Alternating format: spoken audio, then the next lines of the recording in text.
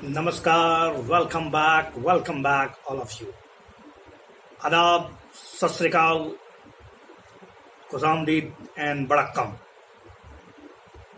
Hi friends, myself Ranjit and now we are starting a new session।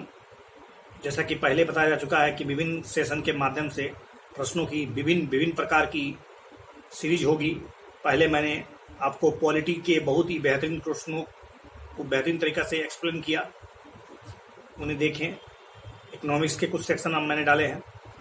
उसके पश्चात ecology का, environment का प्रश्न होगा। आने वाले समय में मैं और भी वीडियोस अपलोड करूंगा।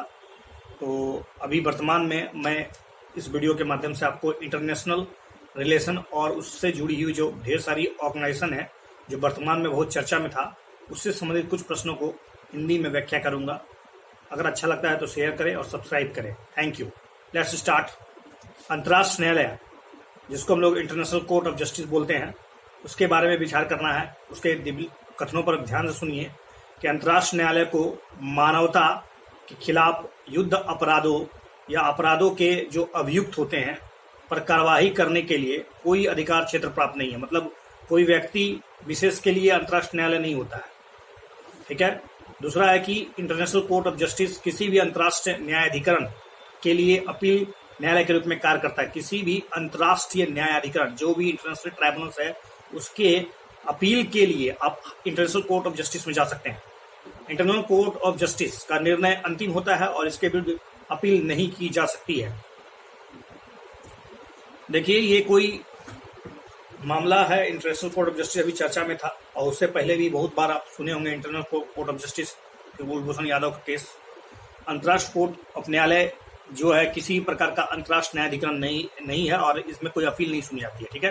ध्यान से सुनिए कि इंटरनेशनल कोर्ट ऑफ जस्टिस मानवता के खिलाफ जो युद्ध है, जो अपराध है और उसके अपराध में जो शामिल है या जो अभियुक्त है, उस पर कार्रवाई करने का कोई भी अधिकार क्षेत्र प्राप्त नहीं है।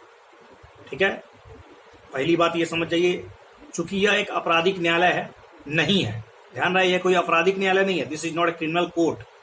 इसलिए इसके पास अभियोजक कार्रवाई शुरू करने के लिए शक्ति नहीं है। अभियोजक कार्रवाई शुरू करने के लिए इसके पास कोई ऐसी शक्ति नहीं दी गई है। यह व्यक्तियों के अंतिम न्यायालय के रूप में कार्य नहीं करता। व्यक्तियों से कोई मतलब ही नहीं है। यह किसी अंतर्राष्ट्रीय न्यायाधिकरण के लिए अपील न्यायालय ना ही यह किसी प्रकार के अंतर्राष्ट्रीय न्यायालय का अपील न्यायाधिकरण है। This is not a international tribunals के इंटरनेशनल ट्राइब्यूनल्स में कोई मामला घटित हुआ, उसको आप लेकर इंटरनेशनल कोर्ट ऑफ जस्टिस नहीं जा सकते। हालांकि यह मध्यस्थता, जिसको हम लोग बोलते हैं आर्बिट्रेटर, निर्णयों की वैधता पर निर्णय कर सकता है। ओके। न्यायालय केवल एक या एक से अधिक राष्ट्रों द्वारा अनुरोध करने पर, जब तक एक या एक से अधिक राष्ट्र अनुरोध नहीं करेंगे तब तक ऐसी विवादों को सुनवाई नहीं करता है। हाँ, अगर दो या दो से अधिक राष्ट्र या एक से अधिक राष्ट्र आपस में भिड़ बैठे किसी मुद्दे को लेकर और उसका कोई निर्णय नहीं निकल पा रहा हो, अंतर्राष्ट्रीय मामला हो जाता हो, तब ऐसी सुनवाई करने के लिए इंटरनेशनल कोर्ट ऑफ जस्टिस का दरवाजा खटखटाया जाता है। यह स्वयं की पहल पर विवादों की सुनवाई नहीं कर सकता। ये मतलब अगर कोई ऑप्शन में रहेगा कि international court of justice suo motu ले सकता है, तो ये बिल्कुल नहीं, ये सुओ मोटो नहीं ले सकता है। इसे इसकी संविधि के तहत इसकी अनुमति, मतलब इसमें ऐसा कोई नियम ही नहीं बनाया गया है। इंटरनेशनल कोर्ट ऑफ जस्टिस का निर्णय हालांकि अंतिम होता है और इसके विरुद्ध अपील कहीं नहीं की जा सकती है। ये अंतिम न्यायालय होता है, अर्थात इसको हम लोग कह सकते हैं कि पूरा विश्व का दरोगा कहा जाता है। ठीक है। माफ कीजिएगा, ये सिक्योरिटी काउंसिल के बारे में बता दिया मैंने। तो विश्व का न्यायालय बोल सकते हैं। यदि किसी निर्णय के अर्थ या दायरे के बारे में कोई विवाद उत्पन्न हो गई हो, तो केवल पक्षकार देश ही इसकी व्याख्या करने के लिए न्यायालय से अनुरोध कर सकता है कि इस विवाद को सुलझा दीजिए। सपोज मैं आपको एग्जांपल समझाता हूं कि जैसे सपोज सिंधु जल समझौता है 1960 में हुआ था भारत और पाकिस्तान के बीच। इस विवाद को लेकर आप अगर भारत या पाकिस्तान में से कोई भी चाहे तो इस विवाद को सुलझाने के लिए या इस विवाद पर कुछ नई मतलब विवेचना करने के लिए आप इंटरनेशनल कोर्ट ऑफ जस्टिस जा सकते हैं। ठीक है। न्यायालय के पास किसी भी तथ्य की जांच करने की स्थिति में जो निर्णायक हो सकता है, तो पक्षकार निर्णय पर पुनर्विचार करने के लिए आवेदन कर सकता है। पुनर्विचार हो सकता है इस पर। ओके। नेक्स्ट क्वेश्चन है दिव्यांग व्यक्तियों के अधिकारों पर जो संयुक्त राष्ट्र अभिसमय यानी UN convention on the rights of person with disabilities, UNCRPD, जो united nation convention on the rights of person with disabilities से अलग अलग दिव्यांग व्यक्तियों के लिए निम्नलिखित में कौन से अधिकार को शामिल किया गया? कौन कौन से अधिकार इस कन्वेंशन में शामिल किए गए हैं? सूचना प्रौद्योगिकी सहित जो अभिगम्यता का अधिकार है उसको। दूसरा है समुदाय में स्वतंत्र रूप से रहने और भागीदारी करने का अधिकार। राजनीतिक और सार्वजनिक जीवन में भाग लेने का अधिकार। राजनीतिक और सार्वजनिक जीवन में भाग लेने का अधिकार, तो जी हाँ, बिल्कुल तीनों के तीनों कथन सही हैं। राजनीतिक जीवन में आराम से आप भाग ले सकते हैं, सार्वजनिक जीवन में भाग ले सकते हैं, स्वतंत्र रूप से आप समुदाय में रह सकते हैं, विजन कर सकते हैं, उसमें भागीदारी, और साथ ही साथ सूचना प्रौद्योगिकी के साथ साथ और भी जो एक्सचेंज ऑफ मीडियम है उसमें आप अपना अधिकार जता सकते हैं। तो लेट्स सी अबाउट इट।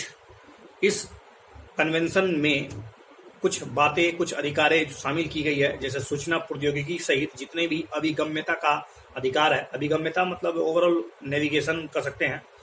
दूसरा है स्वतंत्र रूप से जीने और समुदाय में भागीदारी का अधिकार है, जो कि अनुच्छेद 19 में लिखा है। व्यक्तिगत गतिशीलता अनुच्छेद 20 में लिखा हुआ है। ये United nation human rights commission के बारे में नहीं बता रहा हूँ मैं। यूनाइटेड नेशन जो दिव्यांग व्यक्ति हैं, जो डिसेबिलिटीज है, उनके जो अधिकार है, उनके बारे में जो कन्वेंशन है वो है। व्यक्तिगत गतिशीलता के बारे में है। आवास और पुनर्वास की बात की गई है। राजनीतिक और सार्वजनिक जीवन में भाग लेने, सांस्कृतिक जीवन, मनोरंजन, खेल का अधिकार इत्यादि आपको प्रदान किया गया है। अगला क्वेश्चन है, प्राय समाचार पत्रों में चर्चित है the Hague code conduct. The Hague code of conduct, HCOC, HCOC, ये HCOC किससे संबंधित है? क्या ये HCOC बैलिस्टिक मिसाइलों के प्रसार की रोकथाम को करने के लिए बनाया गया था? बैलिस्टिक मिसाइलों की रोकथाम करने के लिए बनाया गया था, या फिर संयुक्त राष्ट्र के कार्य करने के लिए सिविल सेवकों के आचार संहिता के लिए बनाया गया था, या फिर इसके सदस्य देश द्वारा जैविक हथियारों के उपयोग पर प्रतिबंध लगाने के लिए बनाया गया था? HCOC that mean Hague code of conduct. देखिए, हेग कोड ऑफ कंडक्ट ये जो बैलिस्टिक मिसाइल्स होते हैं उसके प्रसार के खिलाफ अंतर्राष्ट्रीय आचार संहिता, एक तरह से इंटरनेशनल कोड ऑफ कंडक्ट, जिसे हेग कोड ऑफ कंडक्ट भी कहते हैं, जो नवंबर 2002 में बैलिस्टिक मिसाइलों को प्रसार को रोकने के लिए एक व्यवस्था बनाई गई थी, ताकि मतलब ओवरऑल बैलिस्टिक मिसाइल का प्रसार कम से कम हो, क्योंकि आप मिसाइल तो समझते हैं कभी भी शांति का सूचक होता नहीं है, और शांति को प्रसार बढ़ाने के लिए इसकी मतलब एक तरह से रुकावट, एक तरह से प्रतिबंध जरूरी है। इसी के लिए the Hague code of conduct आया है। नेक्स्ट क्वेश्चन है बायलैटरल इन्वेस्टमेंट ट्रीटी, BIT, द्विपक्षीय निवेश संधि के बारे में आप विचार कीजिए और बताइए कि इसमें जो बताया जा रहा है वो कौन सा कथन सही है। बायलैटरल निवेश संधि यानी बीट, द्विपक्षीय निवेश संधि एक राज्य में दूसरे राज्य के नागरिकों और कंपनियों द्वारा निजी निवेश के लिए नियम और शर्तें स्थापित करने वाला एक समझौता है। मतलब एक तरह से एक राज्य से दूसरे राज्यों के नागरिकों और कंपनियों के द्वारा निजी निवेश के लिए नियम है और शर्तें हैं स्थापित करने वाला एक समझौता है। यह international centre for settlement of investment dispute ICSID seed के तत्वाधान में एक वैकल्पिक विवाद समाधान तंत्र के लिए अनुमति भी प्रदान करता है।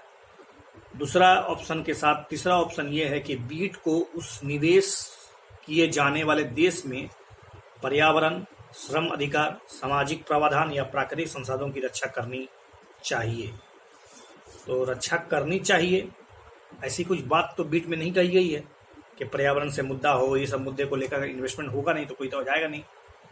देखिए, बायलैटरल निवेश संधि, द्विपक्षीय निवेश संधि बीट एक राज्य में दूसरे राज्य के नागरिकों और कंपनियों के द्वारा निजी निवेश के लिए नियम और कुछ शर्तें करने वाला एक समझौता है कि जब एक राज्य के नागरिक दूसरे राज्य के नागरिक नहीं, मतलब एक तरह से नागरिक, राज्य मतलब यहाँ पर देश की बात हो रही है। एक देश का नागरिक दूसरे देश के नागरिक में जब निवेश करता है, इन्वेस्ट करता है, तो उसके जो कुछ कर्तव्य होते हैं, उसके कुछ जो नियम होते हैं निजी निवेश के, उसके बीच में एक एग्रीमेंट होता है, एक समझौता होता है। इस प्रकार के निवेश को प्रत्यक्ष विदेशी निवेश FDI कहा जाता है। ठीक है, व्यापार संधि के माध्यम से बीट की स्थापना की जाती है। ठीक है, बायलैटरल इन्वेस्टमेंट ट्रेड।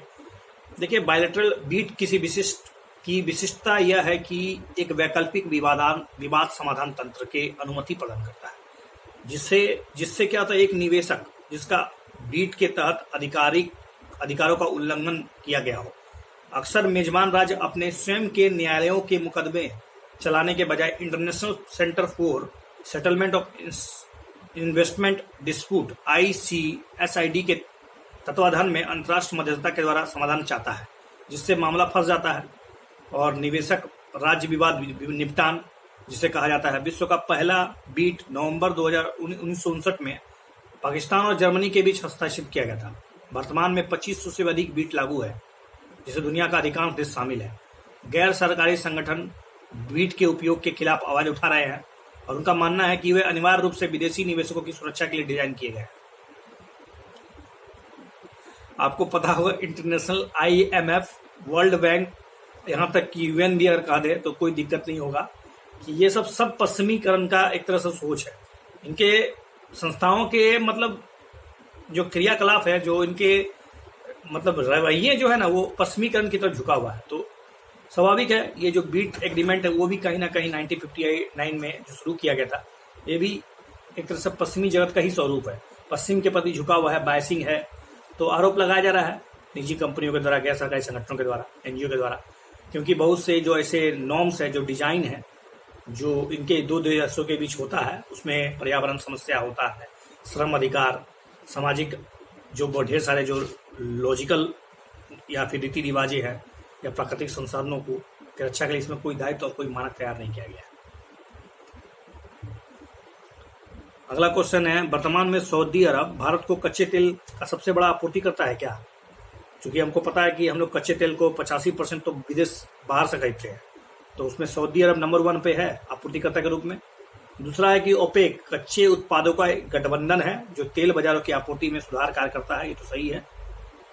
और दूसरी बात है कि ओपेक की सदस्यता किसी भी देश के लिए खुली है जो तेल का पर्याप्त निर्यातक देश है और जो संगठन आदर्शों का साझा करता है।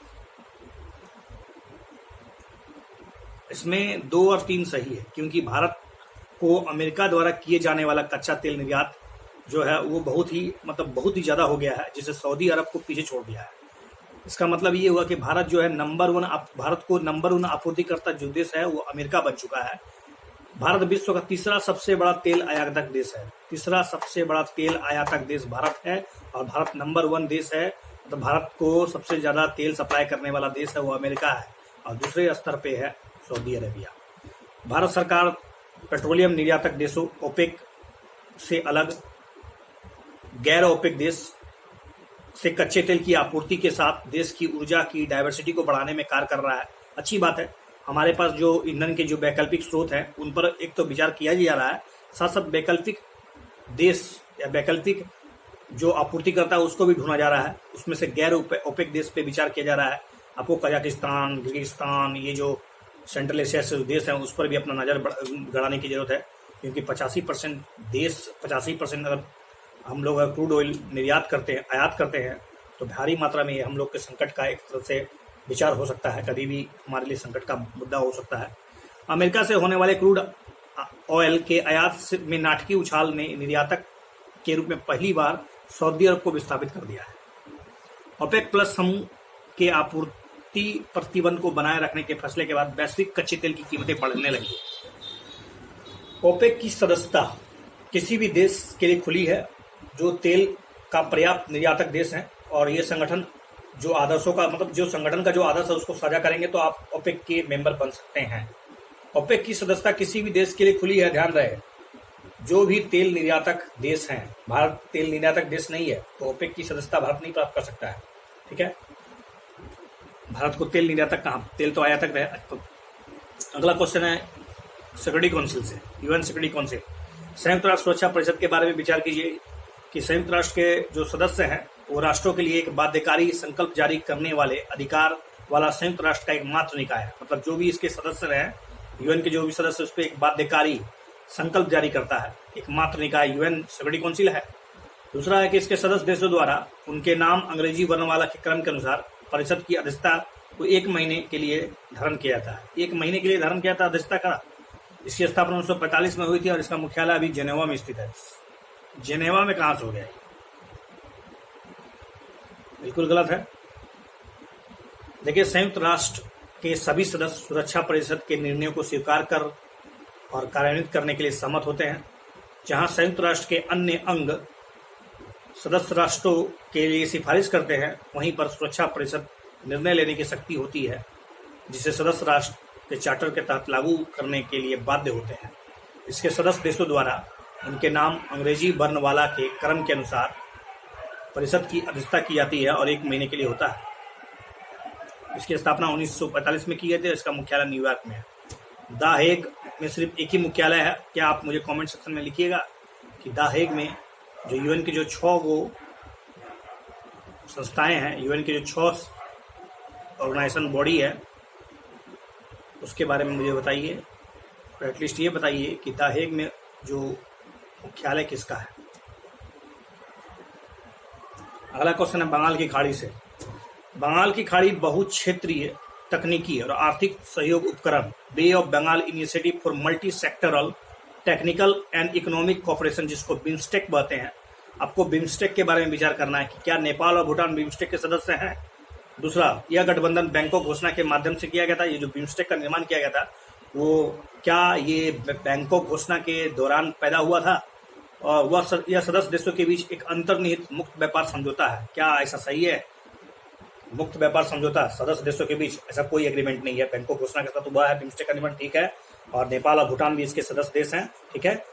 शुरुआत में ये नहीं थे, लेकिन भारत के कहने पर और मतलब जो भी हो, इसको बाद में शामिल किया गया था। बंगाल की खाड़ी बहुक्षेत्रीय और तकनीकी और आर्थिक सहयोग संगठन, जिसको हम लोग bay of Bengal initiative for multi sectoral technical and economic cooperation BIMSTEC, एक क्षेत्रीय संगठन है जिसमें बंगाल की खाड़ी के जो आसपास के जो सीमावर्ती और निकटवर्ती जो 7 सदस्य देश जो एक क्षेत्र एकता का निर्माण करते हैं, या उप क्षेत्र संगठन जो है वो 1997 में बैंकॉक घोषणा यानी 1997 में बैंकॉक घोषणा के माध्यम से अस्तित्व में आया था। और अगर कहे तो इसके 7 सदस्य देश हैं बांग्लादेश, भूटान, नेपाल, ठीक है, श्रीलंका और 2 दक्षिण पूर्वी देश म्यांमार और थाईलैंड है। यह फ्री ट्रेड एग्रीमेंट या कोई फ्री ट्रेड एग्रीमेंट नहीं है। यह एक क्षेत्र संचालित संगठन है जो सर्वोत्तम प्रथाओं को साझा करने पर आधारित है। कृषि, सार्वजनिक स्वास्थ्य, निर्धनता का उन्मूलन हो, गरीबी को कम से कम किया जा सके, आतंकवाद, एंटी रोडी कार्यक्रम, सांस्कृतिक पर्यावरण का मेल जोल हो, इत्यादि को एक तरह से बढ़ाया जाए। दूसरे की मदद करना, उसके तरफ सहयोग को प्राथमिकता देना, ठीक है, इन बातों पर ध्यान देता है। बिम्स्टेक का मुख्यालय कहाँ पर है, क्या आप मुझे बता सकते हैं? क्या बिम्स्टेक का कोई मुख्यालय है भी कि नहीं है? अगला क्वेश्चन है संघाई सहयोग संगठन SCO। ये जो संघाई कोऑपरेशन ऑर्गेनाइजेशन है, इसके सदस्य देशों के शामिल देश कौन कौन से? संघाई सहयोग अभी वर्तमान में कितने देश है ये बताइए। और अफगानिस्तान, बेलारूस, मंगोलिया, ईरान, इसमें से कोई भी देश शामिल नहीं है, ठीक है। अफगानिस्तान भी अभी इसका संगठन नहीं है। वर्तमान में SCO के 8 सदस्य देश है, जिसमें चीन, भारत, कजाकिस्तान, पाकिस्तान, किर्गिस्तान, रूस और ताजिकिस्तान और उज्बेकिस्तान शामिल है, ठीक है। भारत शुरुआत में शामिल नहीं था। 2017 में इसको किस कन्वेंशन के मतलब किस घोषणा के तहत इसको प्रवेश कराया था, आप मुझे बताइए तो जरा सा कमेंट सेक्शन में। कभी कभी समाचार पत्रों में सर्वाइवल इंटरनेशनल, ये सर्वाइवल इंटरनेशनल क्या है, जो किसके अधिकारों की वकालत करता है? सर्वाइवल इंटरनेशनल क्या तस्करी किए जाने वाले मनुष्यों की, कुष्ठ रोगियों की, आदिवासी लोगों की या फिर शरणार्थियों लोगों की?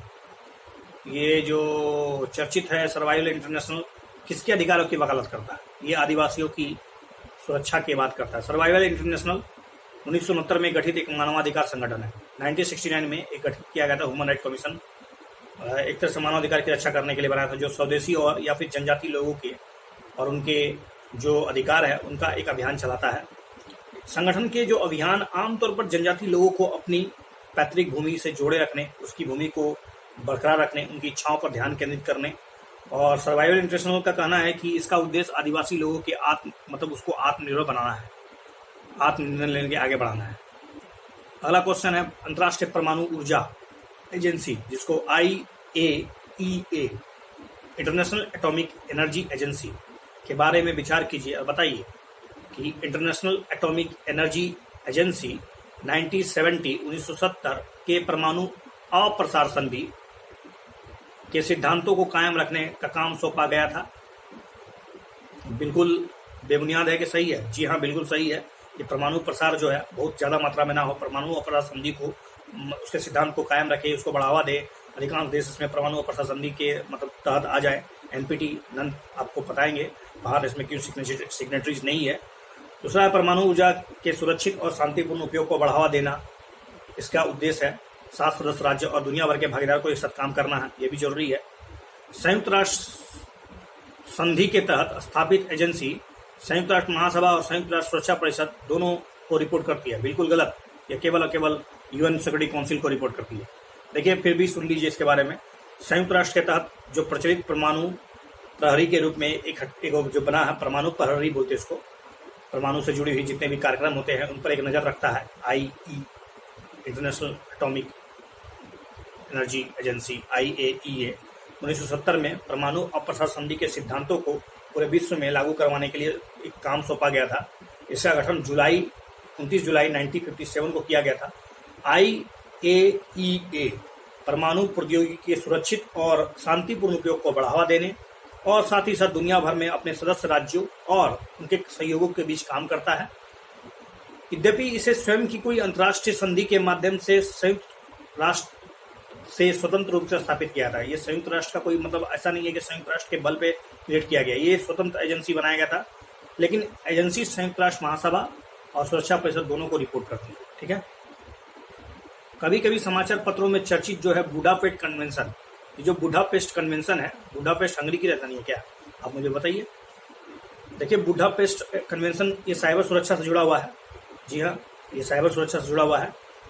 कन्वेंशन ऑन साइबर क्राइम्स, जिसे Budapest convention on cyber crime या बुडापेस्ट कन्वेंशन ही कहते हैं, पहली अंतर्राष्ट्रीय संधि है जो अंतर्राष्ट्रीय कानूनों के सामंजस्य स्थापित करने, विभिन्न राष्ट्रों के जो अलग अलग कानून हैं उनके बीच कैसे एक कोऑर्डिनेशन स्थापित हो, राष्ट्रों की तकनीकी में सुधार हो, सहयोग हो, बढ़ावा दिया जाए, इंटरनेट और कंप्यूटर से जुड़ी जितने प्रकार की जो अपराधे हैं जिसको स्पेशली हम साइबर अपराध बोलते हैं, उसको संबोधित करता है।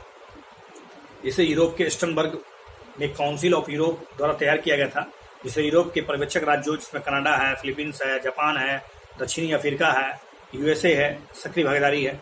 2018 में भारत साइबर अपराध की दृष्टि से लगातार वृद्धि हो रही है, तो इस कन्वेंशन पर अपने पुनर्विचार कर रहा है।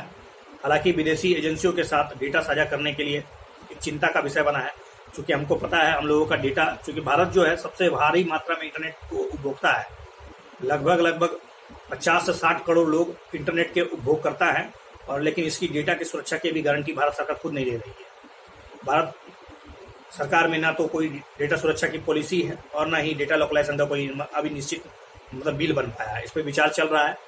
Data localisation is important part of the right to privacy, you know about that. It's article 21 में जिक्र किया गया है कि हमारी जो डेटा है उसका किस तरह से मैनिपुलेशन होता है, किस तरह से मेटा डेटा का उपयोग विदेशी कंपनियां और विदेश के जो बड़े बड़े निवेशक हैं उनका इस्तेमाल करके हमारी मेटा डेटा का इस्तेमाल हमारे दैनिक जीवन को समझने, हमारे व्यवहार को समझने, उसको मैनिपुलेट करने और आने वाले समय में किस तरह से इसको अपने मतलब फायदे के लिए, किसी दूसरे देश को मतलब एक तरह से अपंग बनाने के लिए, उनकी संप्रभुता के खतरा के लिए और राष्ट्र चुनौती और ढेर प्रकार के और भी घटना जिसको बढ़ावा दे सकता है उस पर विचार, गंभीर चिंता करने की जरूरत है। इसलिए डेटा पॉलिसी होना, साइबर अपराध से जुड़ी घटनाओं पर नजर रखना और भारत के जो साइबर मामले हैं उससे जो दिन प्रतिदिन जो घटनाएं बढ़ रही है, साइबर बुलिंग की घटनाएं, इंटरनेट पर जिस प्रकार से आज जो परोसा जा रहा है, जिस प्रकार से सॉफ्ट पोर्न नेटफ्लिक्स में, अमेजन में इस तरह से जो परोसा जा रहा है, वो आप अपनी संस्कृति के संबंध में देखिए। और भारत की जो अभिव्यक्ति की स्वतंत्रता के नाम पर ये जो ढोंग रचा जा रहा है विदेशी कंपनियों के द्वारा,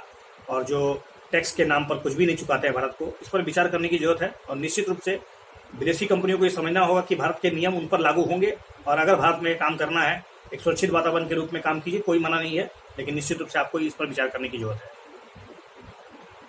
चलिए, that's sufficient for this video. I think you are happy for watching me.